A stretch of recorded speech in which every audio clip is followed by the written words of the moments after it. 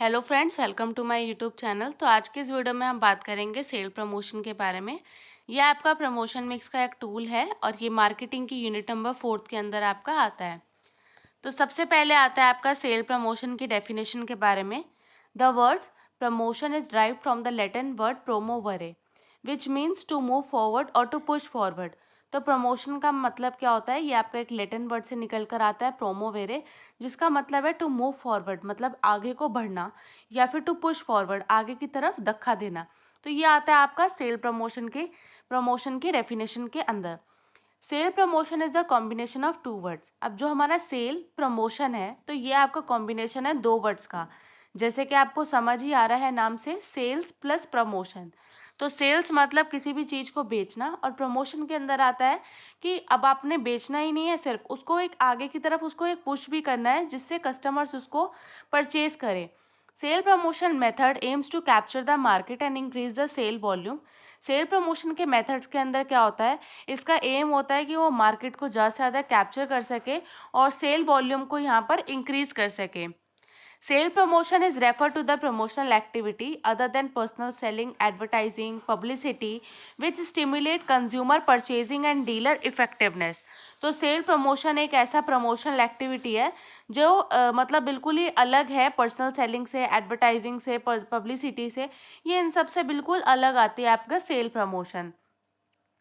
इसके बाद में आता है आपका ऑब्जेक्टिव ऑफ सेल प्रमोशन। तो इसके मेजर यहाँ पर क्या ऑब्जेक्टिव्स होते हैं। फर्स्ट आता है to attract the new customers. तो सेल प्रमोशन के थ्रू इनका ये मेथड रहता है कि ज़्यादा से ज़्यादा कस्टमर्स को अट्रैक्ट करें। ज़्यादा से ज़्यादा कस्टमर्स को अट्रैक्ट करने के लिए क्या करते हैं, कभी कभी इस तरीके के ऑफर्स निकालते हैं, जैसे कि बाय 1 गेट 2, बाय 3 गेट 5। तो इस तरीके के जो शॉर्ट टाइम के लिए ऑफर्स निकालते हैं, तो वो आता है आपका ऑब्जेक्टिव, होता है आपका सेल प्रमोशन का। To increase buying response at the customers level. इसके अंदर इनका ये ऑब्जेक्टिव होता है कि ये जो कस्टमर्स का लेवल है, मतलब बाइंग जो रिस्पॉन्स है उसको बढ़ा सके, मतलब जो लोग हैं ज़्यादा से ज़्यादा उनके प्रोडक्ट को परचेज करें। थर्ड आता है to create brand image. Brand image को ही अच्छा करना चाहते हैं। To stimulate the demand by popularising the product. इसके अंदर ये डिमांड को ज़्यादा से ज़्यादा इंक्रीज करना चाहते हैं। तो ये आते हैं इनके ऑब्जेक्टिव सेल प्रमोशन के। To effect of season sale to boost the sale. अब ये कभी कभी क्या करते हैं, ऑफ सीजन सेल भी निकालते हैं, जैसे कि विंटर्स के टाइम पे क्या करते हैं, कभी कभी विंटर्स के टाइम पे समर के कुछ ड्रेसेस निकाल देते हैं और ये लिखते हैं कि ये सेल में है।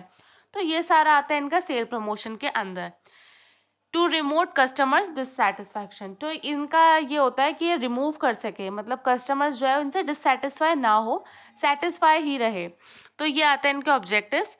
Characteristics of sale promotion. तो सेल प्रमोशन करने के लिए क्या करते हैं, sale promotion increase the sale of the product. अगर ये अच्छे से सेल प्रमोशन करते हैं, इससे क्या होता है, इनके जो प्रोडक्ट की सेल है वो इंक्रीज होती है। तो उसके लिए क्या करते हैं, स्पेशल प्रमोशन निकालते हैं, और ऐसे भी लिख देते हैं कि for a limited time only. जिस तरीके से यहाँ पर मैंने छोटी सी इमेज लगाई है, आप उसमें देख सकते हैं। तो इस तरीके से स्टार मार्क करके भी ये मेंशन करते हैं for a limited time only, ये कुछ टाइम पीरियड के लिए ही है। These are the short term activities, ये थोड़े ही टाइम के लिए की जाती है। It does not include advertisement, personal selling and publicity. ये अपने साथ में एडवर्टीजमेंट को इंक्लूड नहीं करता, पर्सनल सेलिंग को भी, पब्लिसिटी को इंक्लूड नहीं करता है। इसके बाद में आता है आपका इम्पॉर्टेंस ऑफ सेल प्रमोशन। तो इम्पॉर्टेंस क्या होती है, इसकी ज़रूरत क्या होती है, फास्टर प्रोडक्ट एक्सेप्टेंस।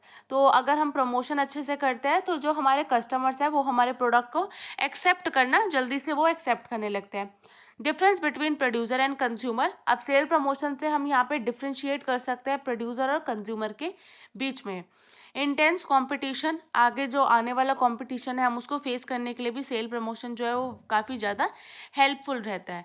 तो यहाँ पर आप देख सकते हैं सेल प्रमोशन किस तरीके से की जाती है, जैसे कि यहाँ पे लिखा है बाय 1 गेट 1 या फिर बाय 1 गेट 2। तो इस तरीके से ये कुछ सेल प्रमोशन ये लोग करते हैं। इसके बाद में आता है इंक्रीज स्टैंडर्ड ऑफ लिविंग। अब सेल प्रमोशन अच्छा होता है तो स्टैंडर्ड ऑफ लिविंग भी बढ़ेगा और साथ में एम्प्लॉयमेंट जनरेशन भी यहाँ पर इंक्रीज होगा।